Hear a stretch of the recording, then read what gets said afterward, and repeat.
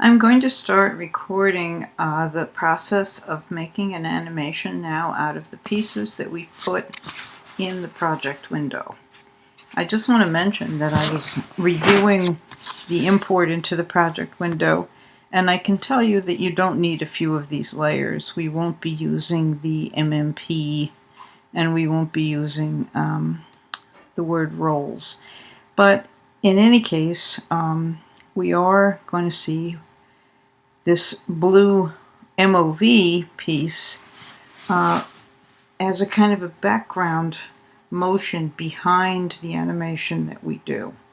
So I'm going to start with that, and I put the MOV down in the timeline, and you just do that by dragging the object onto the timeline. So the next thing I'm going to bring onto the timeline after the MOV movie is I'm going to the MOV movie. I'm going to find the Liberty layer that I think is the red layer.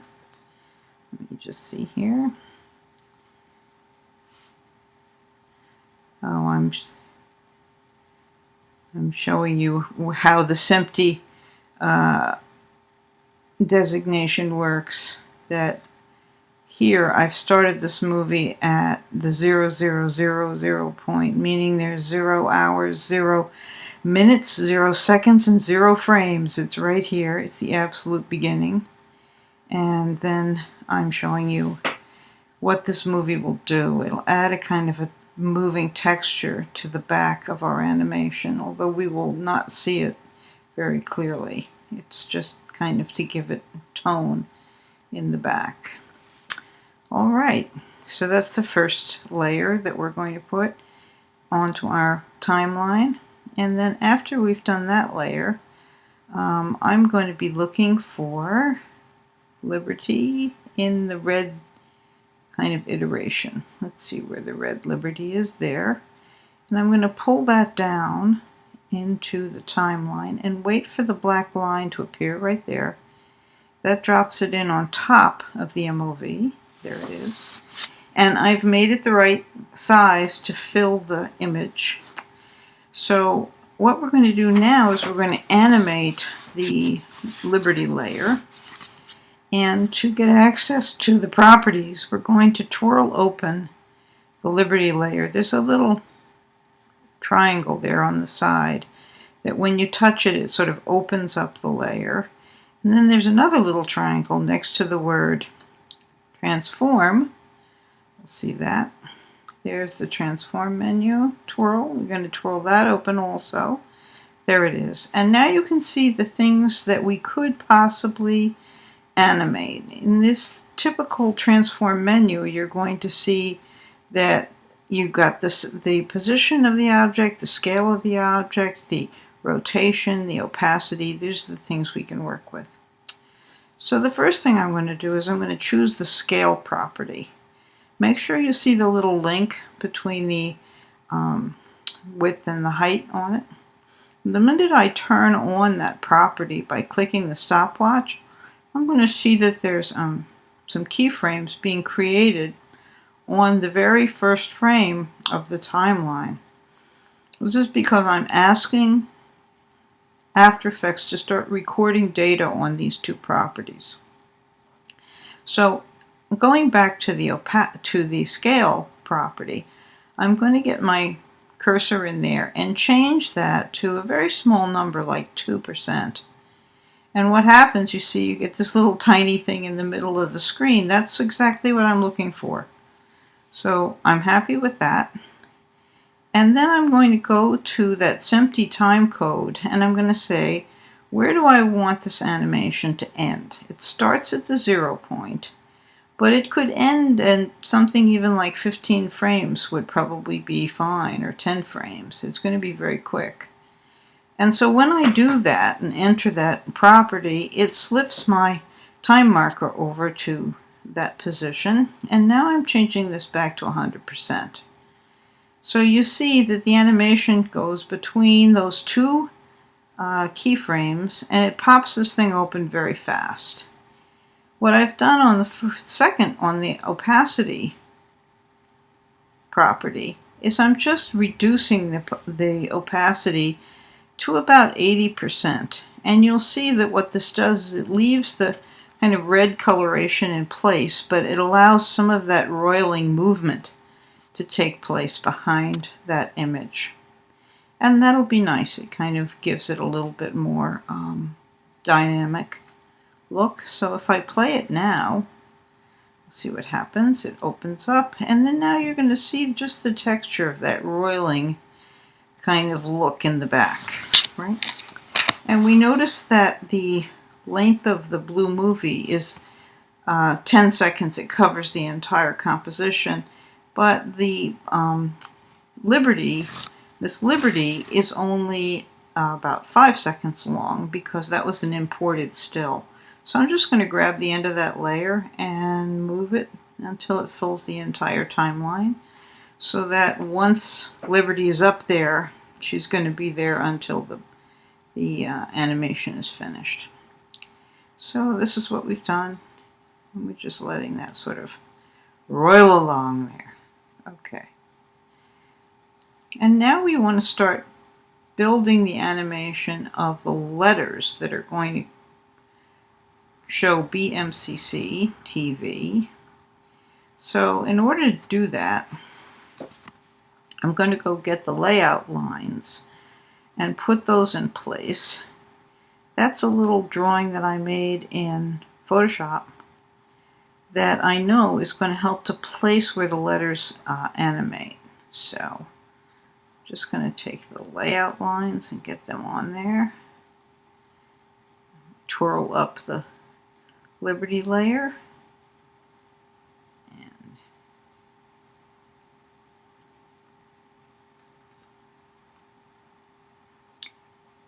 I'm not sure what is holding this up, but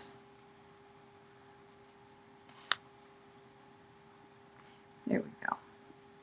We're looking there for those layout lines, bringing them down, that image down. And again, look for where, when you pull that down, you see that black line on top, right there. When you drop those in, you've put them on the top of the stack.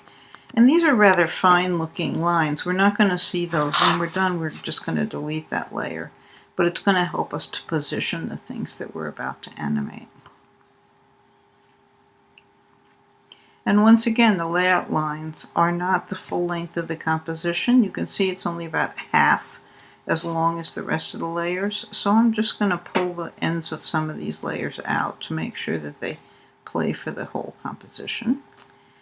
In the meantime, I'm going and getting the B. I'm going to drop the B in at about 1 second, 5 frames, say about there. Drop the B in. And lengthen the B until it's the full length of the composition. I would do the same thing with the layout lines. There they are. When the layer ends, that's when it stops being visible. So if you want it to be visible for the whole composition, you have to make sure it's got that length. And again, it's easy to adjust. You just grab the end of the layer and stretch it out with the graphics. So now let's see, where would we start putting the next layer into play? I'm thinking that the B and the M, probably about 1 second and 10 frames apart. So at approximately 2 something, I'm putting the M in. And again, I'm going to put that, I'm going to lengthen the time on that layer until it finishes off the composition. C1 is going to come in, and again about a second and 10 frames. Drop the C in, and whoops, might have to lift that up in the stack. Just like Photoshop, you just grab it and scoot it up on the stack. And then again, I would lengthen. I'm going to move that for the second C, C2. Put that in place, looking for that black line. There it is. And then make sure that those C's have the same length of composition as the other characters. So we just want to lengthen those out. But you can see we get a kind of a stepped look here. Every time a new layer appears, it shows us where it is in the timeline by that beginning point. And here I'm just making everything the same length. Okay, so now we have a little pile of these letters in the middle of the animation. They don't look so great, but there's a reason for doing it this way. For one thing, everything gets dropped right in the center of the animation. And now I'm going to change the display of the file to a little smaller so I can work outside and inside the frame. I just changed it to 100%. I think we had been looking at it at 200%. So at 100%, now I'm going to go back to the B, choose the B layer, and you'll see the layer turns dark when it's chosen.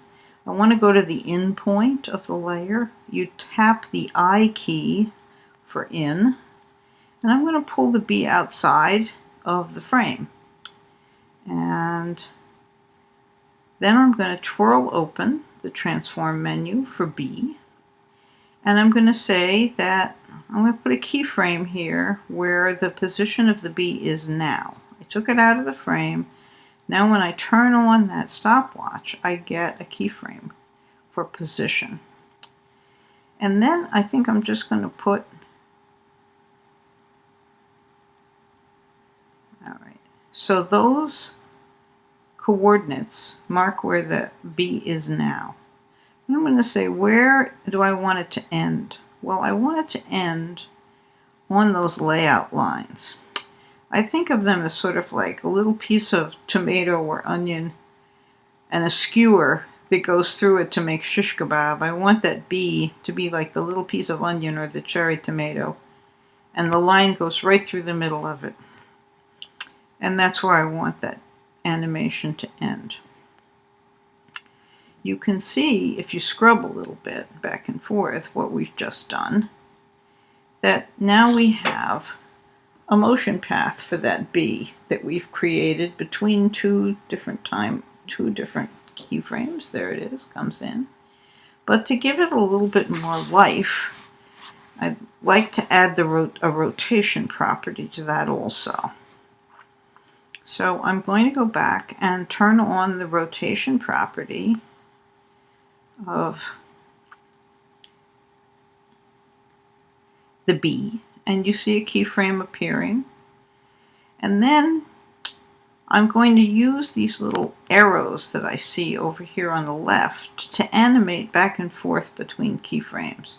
I'm going to touch the arrow that says go to the right, and you'll see it sort of jumps me over to where the other keyframe is. And at that point, I'm going to say that I'm going to add a new value. I'm going to put 2 in that property. And that means it's going to make 2 full rotations. Those are 2 360-degree rotations as it travels down to its second location, or its ending location. So that's an animation on the B. Now I'm going to take the M, and I'm going to do the same thing with the M. Let me just get the B twirled up here, close it up by turning that little triangle, just touching the triangle. Now we're going to repeat what we've done with the M. You're going to turn on the position, and that records where it's starting outside the frame. Then you go a second or so, and again, interactively pulling down that M until it sort of sits right across the layout line, like it's being poked through. Good. And that is your motion path right there. Then you can navigate back to the first position, go down to rotation. You can leave the rotation at 0 for the first keyframe if you want. As long as it's different on the second keyframe, you'll get some animation. So making the I think a -2 here, so it'll turn in the opposite direction. One way is clockwise, the other way is counterclockwise. So let's see what we've got here. There we go, the B, the M, and we're going to now repeat this with the 2 C's. And it's really the same process. You're going to twirl the M closed, open up the C1 by twirling that layer open. There it is. Twirl open the transform, record 2 position keyframes, record 2 rotation keyframes, and you'll see.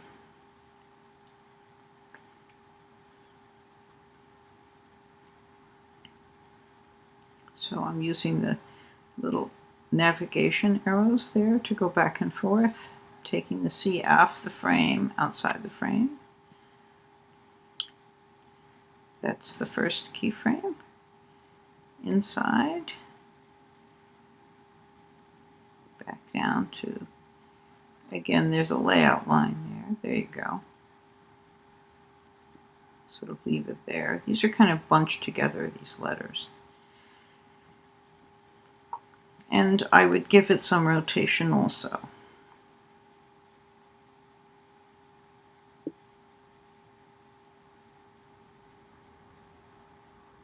So we're changing the rotation here, 0, and second one I think was 3, make it spin a little bit, and so on.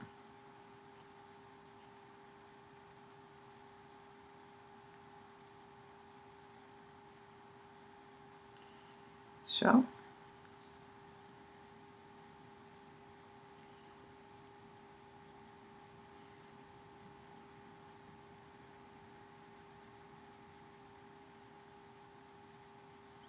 this is the C2, and it's I'm going to try to do something a little different on this one. Instead of spinning it wildly, I think I'm just going to move it in and let it sort of jiggle a little bit once it gets into place. There we go. So I'm just going to add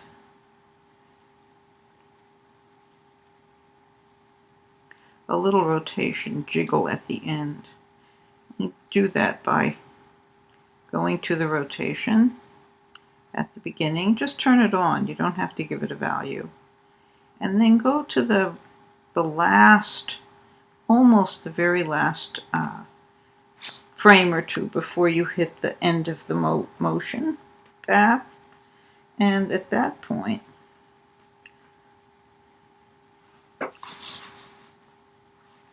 I'm just going to add a little bit of rotation to this. Not a full rotation, just maybe 20 degrees or 40 degrees of rotation. That's the second number in the rotation